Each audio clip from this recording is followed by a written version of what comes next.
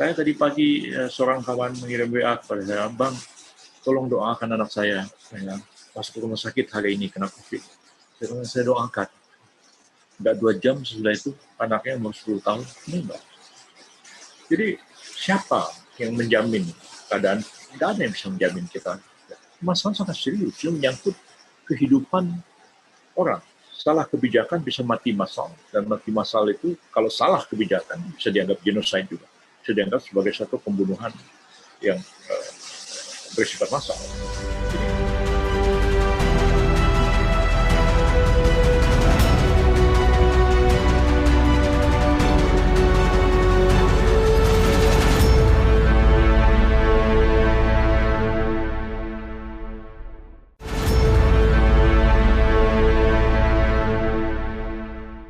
Assalamualaikum warahmatullahi wabarakatuh. Kembali berjumpa dengan saya, Rizwan Arif dari Forum News Network. Hari ini, hari Senin, tanggal 2 Agustus 2021.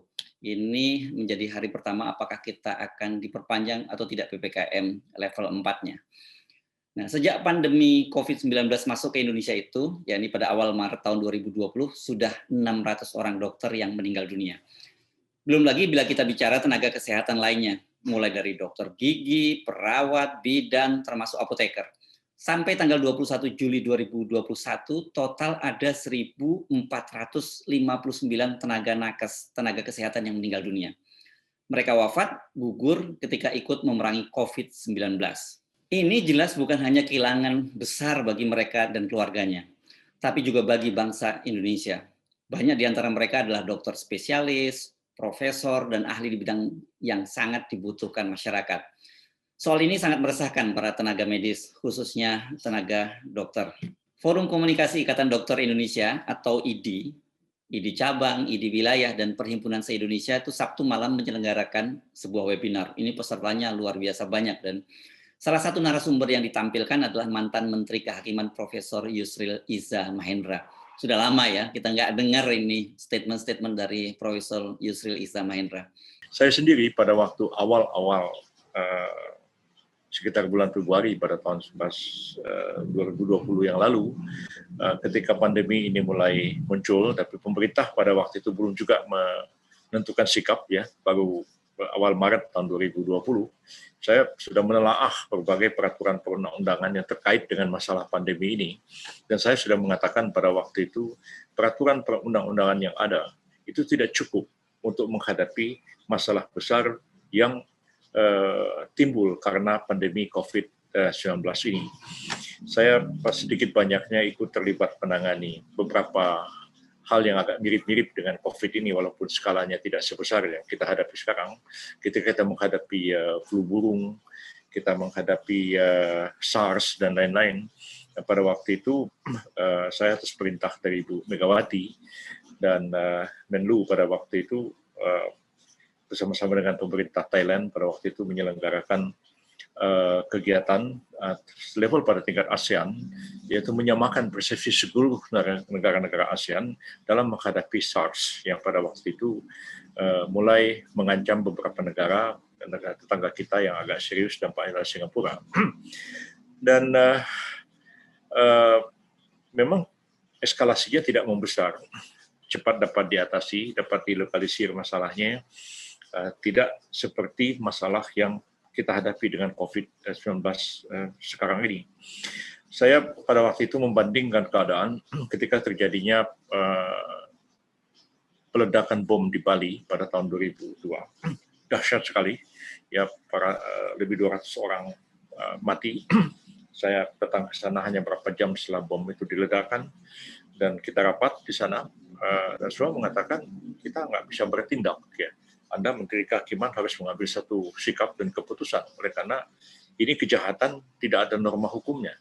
KUHP kita tidak menjangkau, ya, yang ada hanya Undang-Undang tentang bahan peledak tahun 1954 yang tidak cukup mengcover satu kejahatan baru yang disebut dengan terorisme, dengan dampaknya yang luar biasa besarnya kepada umat manusia, dan Indonesia menjadi sorotan dunia pada waktu terjadinya peledakan bom Bali itu. Dan saya pada waktu itu memutuskan kita harus segera membuat peraturan pemerintah pengganti undang-undang, dan kita siapkan hanya dalam waktu beberapa hari muncullah dua perpu, perpu tentang pemberantasan terorisme dan perpu pemberlakuan surut selama 12 hari, terhitung sejak terjadinya peristiwa bom Bali itu sendiri. Nah, dengan itu kemudian semua aparat penegak hukum bertindak. Ya, saya waktu itu memang memberikan menyusun perpu itu memberikan kewenangan kepada polisi, walaupun dibuat tekanan yang luar biasa dari negara-negara besar ya supaya kita mengambil langkah militer. Dan saya tetap mengatakan saya tetap harus menghormati hak asasi manusia. Saya tidak bisa dipaksa-paksa supaya mengikuti pola Guantanamo dan segala macam.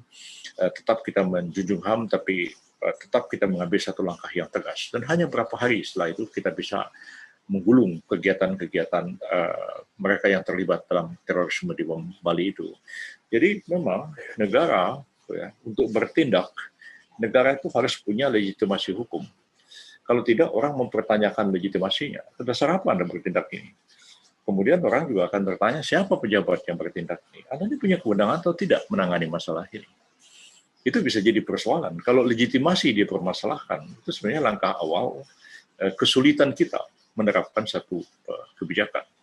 Siapa? Kalau dulu saya mengatakan ini kewenangannya polisi. Ya, kebetulan pada waktu itu Jenderal Daim Bakhtiar jadi Kapolrinya, sikap tegas sekali, ya, dibantu oleh tentara. Jadi kita tidak serahkan itu kepada BIN atau diterahkan kepada militer, tapi diserahkan kepada polisi untuk menghadapi terorisme itu.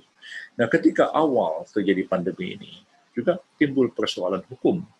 Karena memang undang-undang kesehatan tidak cukup memadai untuk mengatasi pandemi, undang-undang kekarantinaan juga tidak cukup memadai. Menurut hemat saya pada waktu itu pemerintah harus segera menciptakan satu undang baru, bisa dengan perpu. Ya. Lalu pemerintah punya legitimasi untuk mengambil satu tindakan dan membentuk satu institusi untuk mengatasi persoalan ini, dan disitulah dirumuskan satu kebijakan yang konsisten dan kemudian dilakukan kontrol terhadap menangani permasalahan kita hadapi itu. Nah, kalau sekarang maaf saja, walaupun semuanya juga kawan-kawan juga yang ada di pemerintahan, dulu yang menangani masih tanda tanya. Awal-awal pada waktu itu terbetik berita pemerintah mau menerapkan darurat sipil. Kita juga tanya-tanya, darurat sipil ini apa kaitannya dengan masalah pandemi? Ya, saya pernah menerapkan darurat sipil pada zaman Gus Dur, ya, ketika mengatasi krisis akibat kerusuhan di Ambon dan Poso. Ya, saya berapa kali menghadap Presiden Gus Dur mengatakan, Pak Presiden, ini keadaan sudah sangat serius ya. Pemerintah harus bertindak. Ya, Gus Dur masih tenang-tenang aja. Beliau mengatakan, biarin aja Mas Yusril, orang berantem juga lama-lama juga capek sendiri berhenti. Enggak bisa. Ini orang udah bunuh-bunuhan, mungkin pemerintah tidak bisa tinggal diam. Nah, sudah keadaan itu sangat serius ya, akhirnya saya draft sendiri pernyataan keadaan darurat sipil di Ambon, dan pada waktu itu Saudara Maksilam Simanjuntak waktu itu kemudian mengatakan, Yusril, kamu ketika jadi belakang, aku biar nungguin beliau ini supaya nggak masuk angin dari orang-orang lain nanti. Maka kita draft dan kita bilang, Gus nggak punya pilihan, harus dinyatakan keadaan darurat. Gus Dur marah-marah, tapi diteken juga akhirnya dan dinyatakan keadaan darurat di sipil di Ambon pada waktu itu, dan kemudian polisi dan militer bertindak di sana. Jadi ada legitimasi. Nah, sekarang ini legitimasinya juga selalu jadi permasalahan dan debatable, ya. Seperti sekarang diterapkan PPKM. Mula-mula ke PPKM darurat, lalu kemudian diubah menyesuaikan dengan kriteria dibuat oleh WHO menjadi istilahnya itu PPKM level 4. Dasar hukumnya apa? Instruksi Mendagri. Kita juga tanya, instruksi Mendagri ya? Jadi gimana? Nah, kemudian siapa yang akan menangani ini? Nah, dibentuklah Satgas penanganan, ya, Satgas ad hoc untuk menangani ini, lalu mula-mula ditunjuk Menteri BUMN, sekarang juga ditunjuk juga oleh Presiden Menteri Koordinator Investasi Maritim dan Investasi. Saya tanya ini kewenangannya apa ya? Apa kaitannya sama Menteri BUMN ya? Apa kewenangannya Menteri Investasi ya? Jadi ada pertanyaan-pertanyaan seperti itu. Saya minta maaf walaupun semua ini teman-teman juga di pemerintahan ini. Jadi kalau legitimasi dipertanyakan, Ya, orang memberi instruksi juga kemudian apa namanya? Ini gimana ya? Jadi tarik ulur, mundur maju, bingung sendiri akhirnya. Juga seperti yang masalah yang psikologis sebenarnya ya. Mas yang saya dengar juga pembicaraan di kalangan para dokter, ini kok yang jadi advisor siapa ya? Apa dokter hewan, apa dokter orang nih, katanya begitu. Ya walaupun dokter hewan, kan dokter hewan ya, bisa ahli virus juga, ya tapi jangan dokter hewan dong. Jadi soalnya psikologis, ya.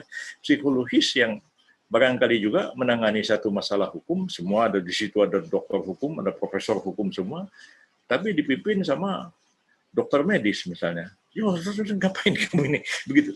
Nah, negara kita ini ya belum bisa sepenuhnya seperti negara-negara yang parlementer seperti di Malaysia atau seperti Thailand. Pada waktu Thaksin Shinawatra jadi Perdana Menteri Thailand, saya datang ke Bangkok bertemu Menteri Kehakiman Thailand. Itu saya ngomong A, dia ngomong B, saya ngomong B, dia ngomong C, lalu bingung. Lalu ada yang bisik-bisik sama saya, dia bilang, Bung Yusril, ini Menteri Kehakimannya dokter. Ah, kok Menteri Kehakimannya dokter? Nah, tapi anehnya Menteri Kesehatan Thailand malah sarjana hukum. Itu kejadian di zamannya Thaksin. Jadi ya, tapi ya bisa aja karena memang just mereka exploitation. Ya politician bisa aja seperti itu. Ya karena dia akan tergantung pada undersecretary, pada dirjen-dirjennya memberi masukan kepada dia, walaupun dia sendiri nggak ngerti apa-apa mengenai apa yang menjadi ruang lingkup tugasnya. Negara kita ini belum bisa seperti itu, belum bisa pure politician itu diserahi menangani satu bidang tertentu karena pertimbangan politiknya. Di Malaysia itu Anwar Ibrahim tamatan dari Fakultas Sastra Universitas Kebangsaan Malaysia, sastra Melayu, ya.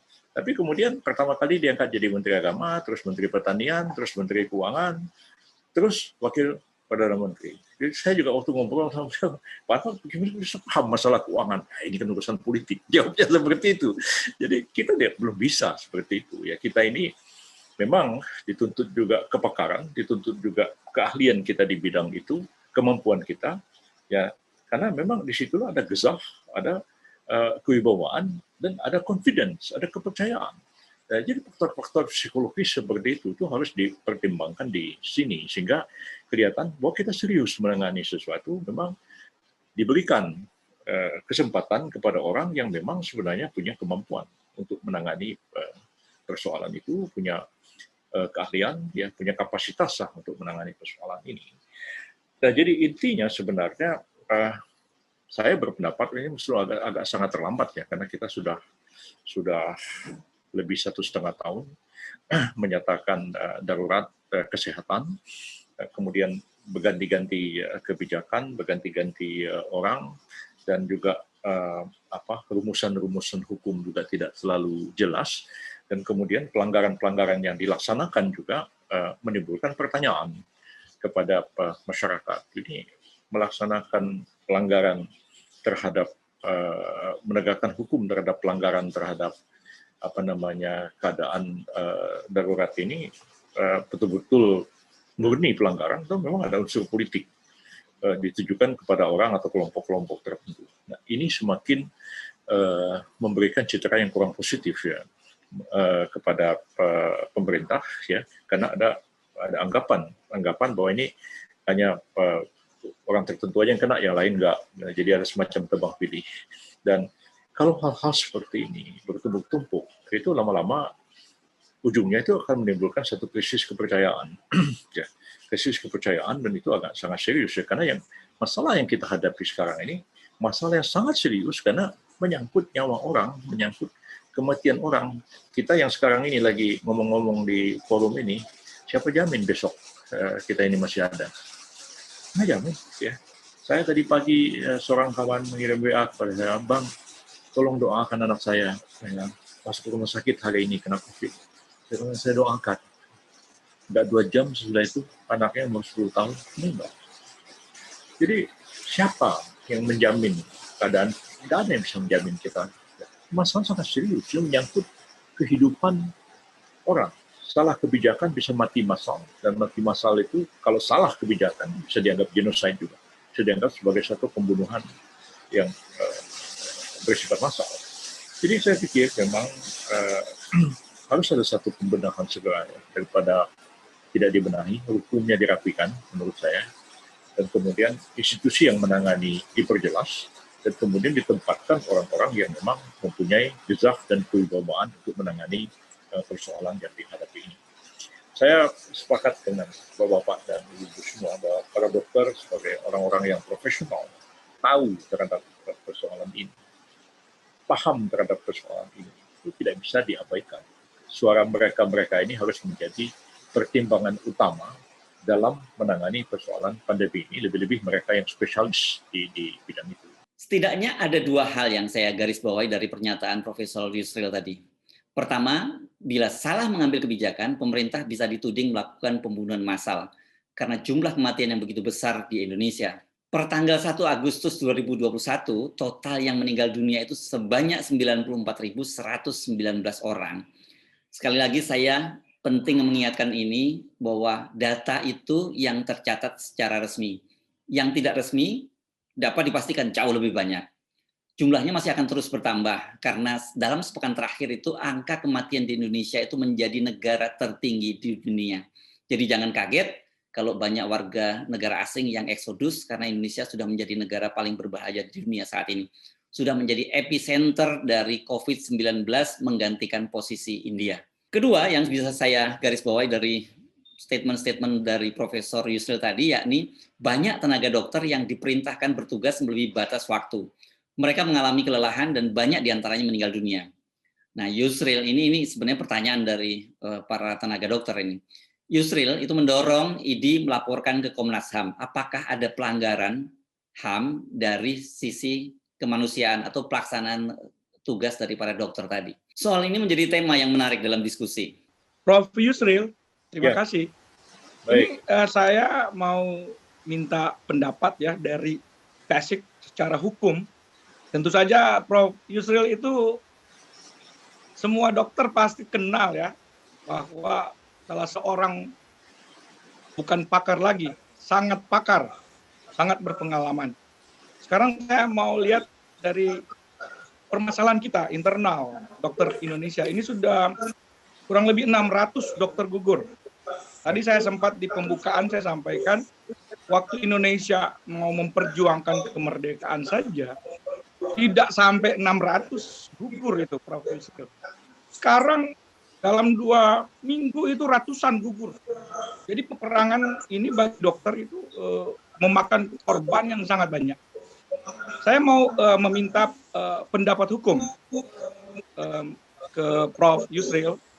Ini pertama, apabila dokter itu dia ada unsur dipaksa atau unsur dipekerjakan melebihi dari porsi yang harusnya dia lakukan, bisa itu dilakukan oleh oknum pemerintah, oknum pejabat, bisa itu dilakukan oleh pimpinan suatu fasilitas kesehatan atau rumah sakit,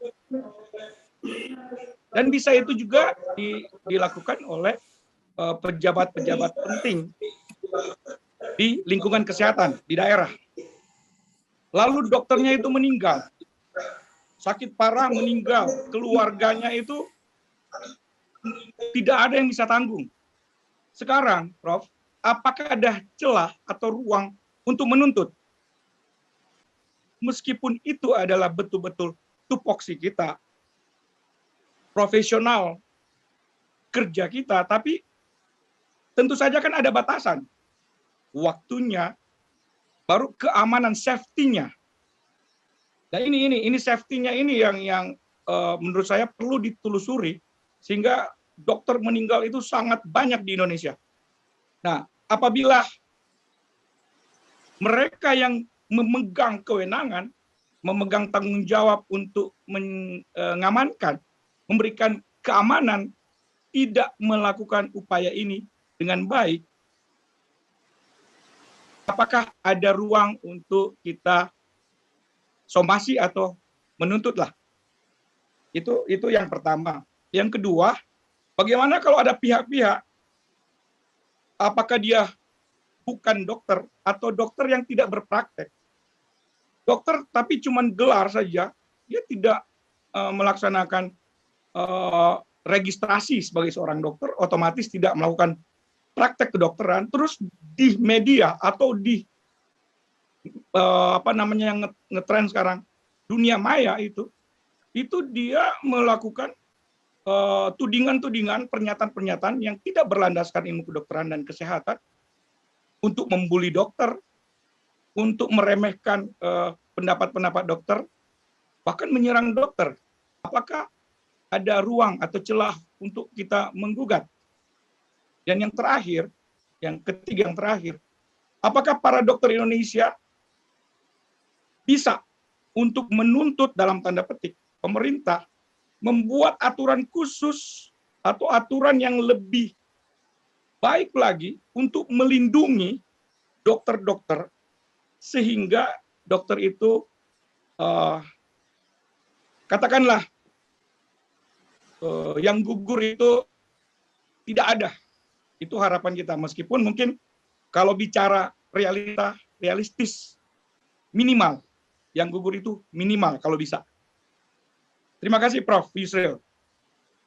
Baik, kalau masalah ada semacam pemaksaan, orang bekerja melampaui waktu yang telah ditetapkan, karena memang situasi sedang menghadapi pandemi, keadaan sangat darurat.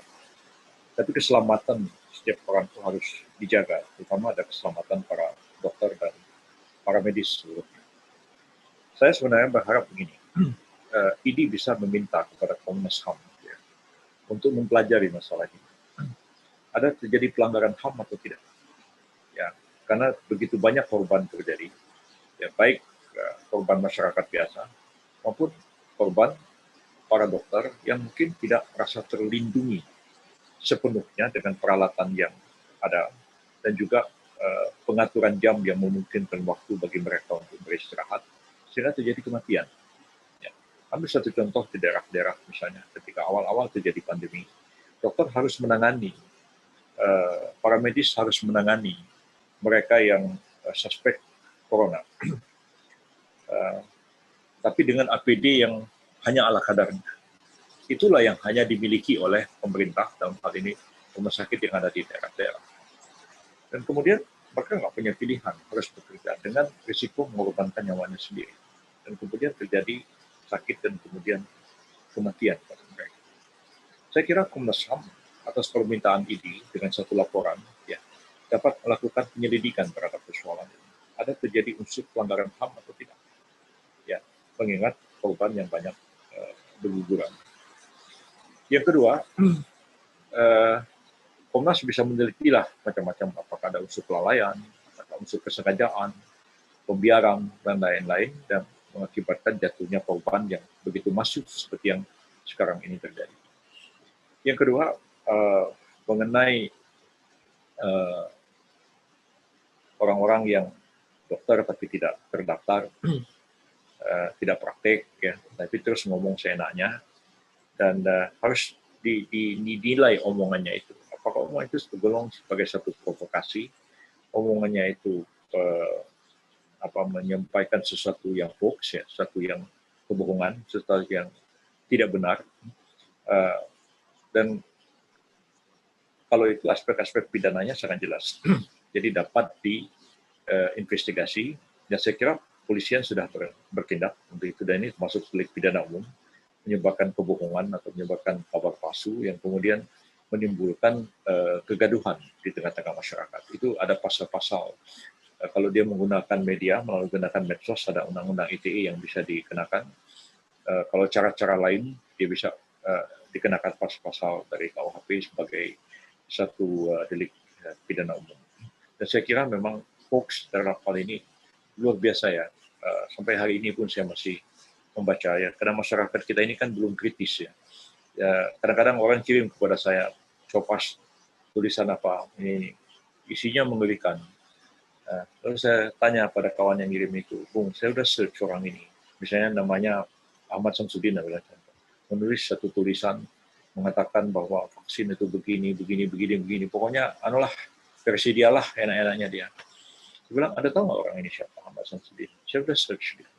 Dia tinggal di kampung di Jawa Barat, di Kabupaten Bandung, keluarganya petani, dan dia sendiri bekerja sebagai seorang akuntan. Anda mau dengarin ngomongnya akuntan, yang nggak ada sebut pautnya dengan soal vaksin. Waduh, saya nggak pernah meneliti sampai sejauh itu tentang siapa orang ini. Makanya sebaiknya saya bilang, kalau Anda mau menerima tulisan dibuat oleh seseorang di medsos, ya, Anda search orang ini siapa, dan tulisan itu dibuat di mana.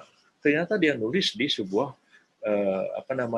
media sosial yang dia miliki. Dia punya Instagram, dia tulis sendiri, tapi dikutip orang, diviralkan kemana-mana. Masa kita mau dengerin omongannya seorang akuntan tentang masalah pandemi yang sama sekali tidak punya keahlian di bidang itu. Tapi kan kita ini kan, masyarakat kita kan belum kritis untuk menilai pemberitaan dan tidak menilai sumber berita. Kadang-kadang ada berita benar, terus dikomentari sedikit, terus diviralkan kemana-mana, ya isinya udah dah putar balik isinya di dalam itu. Jadi saya sendiri pun sering juga jadi korban kadang-kadang. Nggak tahu siapa yang nulis, tapi dibilang itu seolah-olah tulisan saya disebarin kemana-mana dan bikin kehebohan. Ya, untung orang konfirmasi, saya bilang ini bukan tulisan saya bikin press conference, ini bukan tulisan saya, sudah dimuat. Besok dia dibuat lagi, kan? Banyak orang yang doyan hoax itu juga banyak. Jadi gimana? Dia memang senang, seperti ada terpuaskan batinnya. Apalagi memang dia nggak suka sama pemerintah. Nah, ada tulisannya isinya caci maki pemerintah, dia senang aja, nggak tanya lagi ini siapa yang nulis, apa segala macam. Nah, jadi ini memang satu masalah yang sangat kita perhatikan juga. Tingkat intelektual perkembangan masyarakat kita itu belum canggih, belum bisa membedakan sumber berita, ya dianggap ditelan mentah-mentah dan dianggap itu sebagai satu kebenaran. Mengenai gugatan yang tadi Bapak katakan, mungkin psikologis hukumnya itu agak kurang begitu tepat diajukan sekarang ini ya, ketika kita sedang menghadapi pandemi dan keprihatinan bersama terhadap persoalan ini. Tapi desakan kepada pemerintah ya untuk mengambil satu kebijakan ya terhadap para dokter dan para medis atau siapa saja yang wafat karena mendharma baktikan hidupnya untuk menangani pandemi ini. Mestinya pemerintah juga menyantuni mereka dan memberikan satu kompensasi ya. Walaupun kadang-kadang kita ini kan mudah sekali lupa sama jasa orang. Kadang-kadang ya dilupakan begitu aja jasa orang. Besar sekali jasanya bagi kepentingan bangsa dan negara. Apalagi hal-hal yang seperti ini. Jadi mesti ada satu perhatian, ya, kompensasi yang diberikan oleh pemerintah. Karena begitu dokternya meninggal, istrinya, anaknya, kemudian ya, hidup mungkin dalam kesusahan. Ya. Kalau ya pegawai negeri dapat pensiun, berapalah pensiun? Sangat tidak memadai. Ya. Jadi mestinya ada perhatian terhadap soal itu. Tapi kalau mengajukan gugatan, kalau secara teori sih bisa aja menggugat karena gugatannya ya gugatan perdata tentunya. Gugatan perdata hanya ya, dua saja. Apakah gugatan melawan prestasi, apakah gugatan perbuatan melawan hukum. Nah, kalau pemerintah kita anggap melakukan perbuatan melawan hukum, nah kita harus membuktikan di pengadilan dan harus menunjukkan berapa kerugian yang kita derita. Jadi kerugian ini nggak bisa, kalau kerugian material itu harus dihitung pasti kerugiannya berapa. Kerugian imaterial itu bisa ditaksir orang 1 triliun apa segala macam begitu, tapi ya hakim akan memutuskan dengan mempertimbangkan kewajaran. Tapi saya kira dalam situasi sekarang ini mengajukan gugatan seperti itu agak kurang direspon positif oleh masyarakat. Tapi kalau mendesak pemerintah supaya menyediakan alokasi anggaran, menyantuni mereka-mereka, dokter, para medis, siapa saja yang wafat karena menangani COVID ini ya. Jadi, seperti sahabat yang saya kenal ya, seorang atlet renang ya, Lukman Yode ya, bukan dokter bukan apa, dia jadi relawan aja. Lukman itu orang baik, dia perenang yang sangat terkenal dari zaman dahulu ya. Waktu saya masih mahasiswa tahu betul Lukman itu orang hebat. Ketika pandemi terjadi dia jadi relawan, akhirnya dia meninggal karena terkena COVID juga. Nah, ya kan mestinya pemerintah memberikan santunan kepada mereka atau memberikan kompensasi kepada mereka, pada tidak akan meringankan beban bagi mereka. Walaupun mungkin yang bersangkutan sendiri tidak mengharapkan hal itu, tapi negara sangat berkewajiban untuk membantu. Saya kira itu, Pak. Ya, terima kasih, Prof. Ya, memang negara sudah memberikan santunan beberapa dokter yang gugur, tapi yang kita inginkan memang sebenarnya adalah santunan yang terus-menerus, misalnya untuk anaknya beasiswa. Kalau cuma dikasih uang, itu kan bisa habis setahun 2 tahun. Jadi yang kita inginkan adalah santunan sampai dia bisa selesai sekolah misalnya. Itu belum ada. Tapi terima kasih Prof ya, itu luar biasa. Sekali lagi terima kasih. Saya kembalikan ke Dr. Donald. Ya, terima kasih ya Prof. Yusril. Masukan yang sangat-sangat kita nantikan. Yang mana ini kita berbicara hukum, ya dokternya banyak kan tidak mengerti hukum, Prof. Yusril. Tadi ya itu masalahnya ini ya. Dan benar tadi seperti yang Prof katakan tadi, legitimasi hukumnya ini yang paling penting. Jadi ada satu kebijakan yang bisa diambil, termasuk sanksi ya, Prof. Yusril ya. Kalau misalnya dilanggar, nah ini yang mungkin terjadi di hulu, akhirnya di hilir, mau tidak mau kita yang sebagai korbannya nih, Prof. Itu yang jadi masalah sekarang ini. Jadi kembali lagi, terima kasih Prof. Masukannya sekali banyak sekali. Sekarang, apakah kita berani untuk mempertanyakan di Komnas HAM? Ini menarik, sangat menarik. Pernyataan Prof. Yusril. Ini menarik sekali. Apakah IDI berani untuk menguji ini di Komnas HAM? Terima kasih. Ya. Bagus sekali yang tadi ya. Ada yang mau bicara, ada yang bicara. Dipersilakan. Silakan Pak Danif, bagaimana?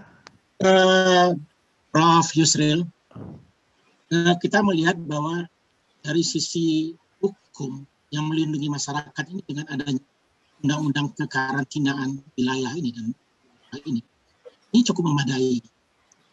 Tetapi dalam pelaksanaannya kayaknya terbatas, karena itu bagaimana. Nah, yang saya ingin tahu sampai sejauh mana pemerintah mempunyai kewajiban untuk mematuhi undang-undang. Sehingga, karena sebetulnya begini, kami berpendapat kalau dari undang-undang ini dipatuhi mungkin masalah tidak sebesar sekarang. Karena undang-undang itu dibikin dengan banyak ahli, dengan segala macam banyak diskusi gitu kan. Nah, sekarang memang sudah 1,5 tahun. Tetapi yang saya ingin tanyakan itu, sampai sejauh mana pemerintah boleh keluar dari undang-undang, apakah tidak melaksanakan undang-undang itu melanggar hukum atau bagaimana? Terima kasih. Sebenarnya pemerintah bisa saja melanggar norma-norma hukum yang dibuatnya sendiri. Itu bisa terjadi dalam praktek penyelenggaraan pemerintahan. Dan karena itulah sebenarnya pemerintah itu tidak lepas dari sebuah tanggung jawab. Baik tanggung jawab politik, tanggung jawab sosiologis kepada masyarakat, maupun pertanggungjawaban dari segi hukum.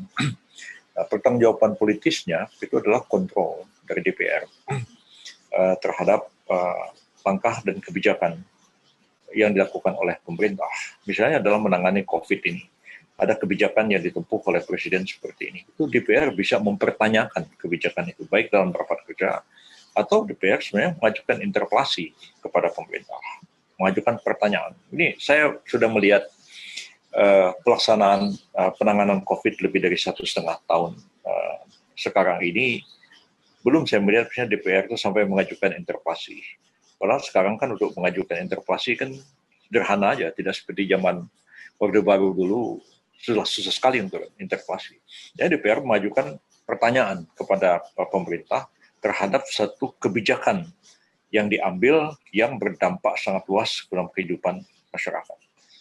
Jadi saya tidak melihat ada interpelasi, apalagi kita mengharapkan angket misalnya. Seperti yang tadi juga disinggung oleh Pak Norman, dan di masyarakat juga berseliweran berita-berita, ada korupsi, ada segala macam, ada penyalahgunaan jabatan, wewenang, pengadaan vaksin dan lain-lain. Kita tidak tahu benar atau tidak, tapi berita-berita semacam itu banyak sekali berseliweran di berbagai media cetak maupun elektronik, dan DPR kan sebenarnya dapat mengajukan pertanyaan, dapat mengajukan penyelidikan, angket. Sebenarnya dana untuk menangani pandemi ini sebenarnya sudah berapa banyak dikeluarkan oleh pemerintah, dan pemerintah dapat uang dari mana? Ya, kalau misalnya ada pemerintah mendapatkan uang ini, kan mestinya dibahas di dalam APBN perubahan. Dari mana dapat uang? Apa pemerintah melakukan pinjaman kepada siapa? Pemerintah melakukan pinjaman. Walaupun memang kalau saya lihat sih sebenarnya aturan-aturan dalam APBN kita sekarang itu sudah memberikan satu stempel pada pemerintah tuh seperti pemerintah bebas saja untuk meminjam kemana saja. Dan saya terlibat dalam urusan pemerintahan sejak zaman Pak Harto. Jadi saya paham bahwa masalah utang itu memang masalah yang sangat berat ya. Jadi pada waktu saya masih kecil, saya tinggal di kampung di Pulau Belitung sana, saya melihat pesawat MiG buatan Rusia berterbangan di udara, satu skuadron ditaruh di kampung itu untuk menghadapi konfrontasi dengan Malaysia. Masih kecil saya waktu itu. Tidak nyangka ketika saya sudah jadi menteri, senyum-senyum saya sama Pak Kwik Kiangi, kita memutuskan membayar cicilan terakhir pesawat MiG yang kita beli pada tahun 1963 untuk konfrontasi menghadapi Malaysia itu. Bayangkan tuh dari tahun 63 sampai saya udah tua harus membayar cicilan utang itu. Jadi sekarang ini kita tahu bahwa utang kita begitu besar, walaupun memang pendapatan kita juga besar, tapi ya kehati-hatian sangat perlu. Saya tidak terlalu menyalahkan siapa-siapa. Memang keadaan sangat sulit sekarang ini, tapi jangan pula kita jadi terjebak masalah utang hanya karena kita menangani. Walaupun ya kita menghadapi pandemi, karena kalau kita utang ya harus pandai-pandailah kita berhemat, memanfaatkan uang itu seefisien mungkin, karena bagaimanapun utang yang kita buat tuh pasti akan menjadi beban anak cucu dan tidak akan menjadi beban bagi presiden yang menjabat sekarang. Mungkin 2 tahun, 3 tahun lagi sudah selesai, tapi presiden akan datang itu muter kepalanya bagaimana menyelesaikan utang yang dibuat oleh pemerintah-pemerintah sebelumnya. Nah ini kan mestinya DPR tuh agak kreatif, nggak usahlah angket, paling tidak melakukan satu pertanyaan kritis terhadap persoalan ini, paling tinggi ya sampailah satu interpelasi supaya juga rakyat juga DPR berperan. Nah, pertanggungjawaban sosiologisnya memang pertanggungjawaban kepada publik, dan publik ini terus berteriak mengenai persoalan ini setiap hari kita bisa amati di berbagai media. Dan yang terakhir adalah pertanggungjawaban hukum. Ya, kalau terjadi korupsi, terjadi salah kebijakan, ya yang berdampak luas, ya itu kan menimbulkan satu persoalan hukum. Walaupun kebijakan kalau nggak dijalankan, itu memang Mahkamah Agung punya jurisprudensi sejak zaman Belanda dulu. Yang namanya belate pemerintah, itu nggak bisa dinilai oleh pengadilan. Tapi kalau belate itu nyata keliru dan menimbulkan dampak yang sangat luas, katakanlah misalnya kematian, walaupun debat soal ivermectin sekarang ini terjadi di mana-mana, Badan POM sudah ngasih izin katanya ya. Seperti di India ya, karena dilarang oleh Sekjen WHO ya, maka sekarang mempersoalkan itu. Ini dianggap dia melakukan genocide akibat kematian yang luas di India. Jadi kalau kebijakan ditempuh, kebijakan itu salah dan menimbulkan dampak yang sangat luas kepada masyarakat, itu membuat satu persoalan hukum. Kalau itu menyangkut individual, ya itu adalah delik pidana biasa. Tapi kalau menimbulkan korban secara massal, ya berdampak luas begitu, apalagi dilakukan secara sistematik misalnya, ya baik itu delik kesengajaan ataupun juga karena salah kebijakan mengakibatkan kematian yang begitu banyak, itu bisa juga diinvestigasi ada unsur pelanggaran HAM berat atau tidak di dalamnya. Ya, unsur pelanggaran HAM berat itu bisa terjadi oleh negara, oleh pembiaran dan lain-lain. Karena itu pengalaman saya jadi Menteri Kehakiman, saya sangat hati-hati menangani penjara ya. Karena penjara itu juga bisa jadi sumber pelanggaran HAM ya. Jadi saya kadang-kadang udah pusing kepala, saya mikir gimana ini ya. Anggaran sudah habis tapi napi tambah banyak aja masuk penjara. Ini sore nanti napi ini dikasih makan, berasnya dari mana, lauknya dari mana. Kalau kita tidak kasih makan napi itu 3 hari, kita melakukan pelanggaran HAM yang berat. jadi bisa kita mau menegakkan hukum, tapi kita para pidana pun ada hak-haknya juga, sembarangan juga kita perlakukan mereka. Nah jadi hal-hal seperti ini itu negara itu harus berpikir itu jauh lebih progresif jauh ke depan ya, karena segala kebijakan pasti akan membuat dampak yang sangat serius dan akan menimbulkan sebuah pertanggungjawaban. Jadi bisa pertanggungjawaban individual, tapi bisa jangan sampailah pemerintah itu dituduh melakukan pelanggaran HAM karena pembiaran, karena kesalahan, karena lalai, mengakibatkan kematian beribu-ribu orang. Setelah kita menyimak dialog tadi, ada satu soal yang sangat serius disoroti, yakni sikap pemerintah yang tak mau menggunakan dan mentaati Undang-Undang Kekarantinaan Wilayah, yakni Undang-Undang Nomor 6 Tahun 2018 yang notabene itu merupakan undang-undang produk pemerintahan Jokowi. Ini masih fresh from oven. Ini kan baru tahun 2018, jadi diundangkan 2 tahun sebelum pandemi. Untuk menghindari kewajiban dalam Undang-Undang Kekarantinaan, yakni menjamin kebutuhan dasar warga dan pakan ternak di wilayah yang dikarantina, lahirlah berbagai istilah. Makanya kemudian kita mendengar macam-macam istilah, mulai dari PSBB, PPKM Mikro, PPKM Darurat, dan sekarang PPKM level 4. Saya pernah menyebutkan, saya sendiri malas menghafal apa singkatan-singkatan PSBB, PPKM, atau apapun itu, karena saya sayang dengan otak saya nih. Kalau saya gunakan untuk menghafal istilah-istilah itu, belum sempat saya hafal, pemerintah sudah membuat lagi istilah, membuat kepanjangan baru lagi. Jadi silakan saja pemerintah membuat apapun, PPKM level 4, PPKM level 3, level 7, atau apapun. Yang jelas bagi kami, bagi warga negara Indonesia, itu adalah kalau pemerintah mengambil kebijakan, tolong berpijak pada undang-undang dan jalankan kewajiban undang-undang, jalankan amanat dalam undang-undang, sehingga dengan begitu masyarakat bisa tenang menjalani kehidupan sehari-hari karena merasa bahwa pemerintah mengambil kebijakan itu mengayomi dan memperhatikan kebutuhan dari rakyatnya. Saya Arif, sampai jumpa. Assalamualaikum warahmatullahi wabarakatuh.